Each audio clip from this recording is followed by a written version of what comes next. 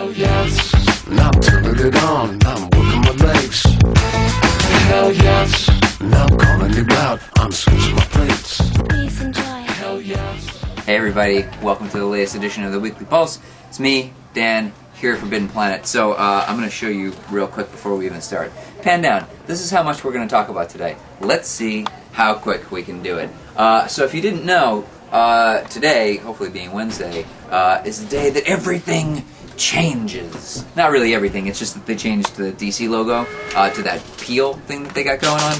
But hey, let's talk about Swamp Thing number 7, Swamp Thing Reborn, question mark? The answer is yes, he's totally reborn. I don't even want to tell you anything about the issue other than it is the best issue of Swamp Thing to come out through Scott Snyder, by far.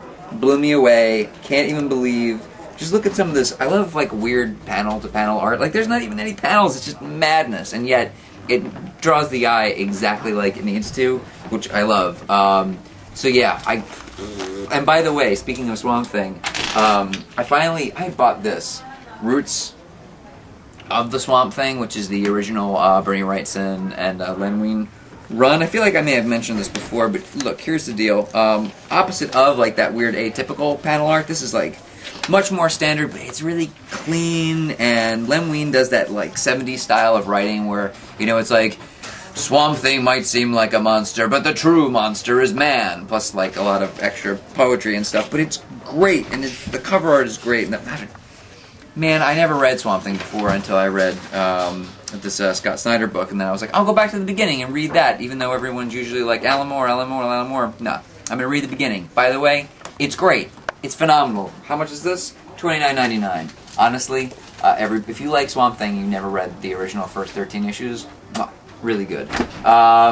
Switching over to Animal Man. By the way, is it exciting that we're already up to number 7 now in this new 52? These are the 2 best books. I think I say that every month. Again, same thing. Really good, all that stuff with the red and the rot and the green. We're going to see Alec Holland pretty soon. That's going to be a big team-up thing going on. Oh, man. I don't even know what to say. This book is insane. Here you go. There's a panel. I'll show you. Just look at that. Just look at it. Oh my god, it's so good. So pick that one up. This is actually the first time I've read Animal Man before also. So if you were an Animal Man before this happened, you tell me. What book should I read? Grant Morrison? Something else? Let me know. I'll switch over to Image. So you know how next week there's that book, that saga book, that thing that people have been making a big deal about? I'm excited about it too, but guess what? Image comes out with books like every week. There's like, I feel like there's a new number 1. And there's 2 this week. Hell yeah. Number 1 being the first one, which sort of has a little bit of this gritty 90s vibe, but minus all of the, you know, crap. It's about this son of, I believe, superheroes who has some mild powers of his own, but like one day he grew like this barcode on the back of his neck and he doesn't know what's up with that. His parents are keeping some stuff from him. His school gets blown up. It's madness. It's good. It's like a nice young book. It's a fresh book. It was really good. I liked it. Even better, though, for my money, the Manhattan Projects. Number 1, nothing like a little Hickman book. It's about the Oppenheimer brothers, and it's sort of, the concept simply is, you know, there was that thing, the Manhattan Project, where America built the atomic bomb in order to put an end to World War II. This is a book wherein the idea is, what if that was a lot of crap, and they weren't just working on an atomic bomb, they were working on all manner of other things. And what if there was corruption from within? What would happen in this one place where all of the craziest things in the world are being studied and worked on and created? There were people that might use it to ill purpose. If it sounds good, it's because it is good. If Saga's better than this, I don't even know, because this was phenomenal. Definitely a pickup. Now we're going to run through some books I haven't had a chance to read yet, but will read. Ultimate Comics, Spider-Man, there we go, number 8. I was going to bring the hardcover, but I forgot it. But good news, everyone. There's a hardcover of the first, 5 issues of this. It's really good. Here, don't tell me what happens. I haven't read it yet. The original artist is back on, though. That much I know, which is great, because the art has been I mean, good, but not great. And now we're back. Look at that, to great. But yeah, if you haven't been reading Ultimate Spidey, pick that up in the hardcover because it's really good. Hey, I forgot that Age of Apocalypse was coming out, and I sure didn't know that David Lapham was writing it. I will read this at some point, but you might read it before me. Tell me in the comments if you were digging a David Lapham Age of Apocalypse book.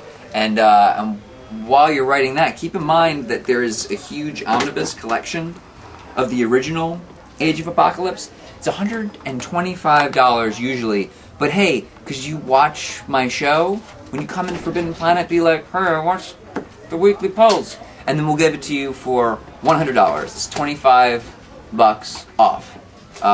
So keep that in mind. If you don't, this is kind of sweet. Age of Apocalypse. This is like all the good '90s stuff.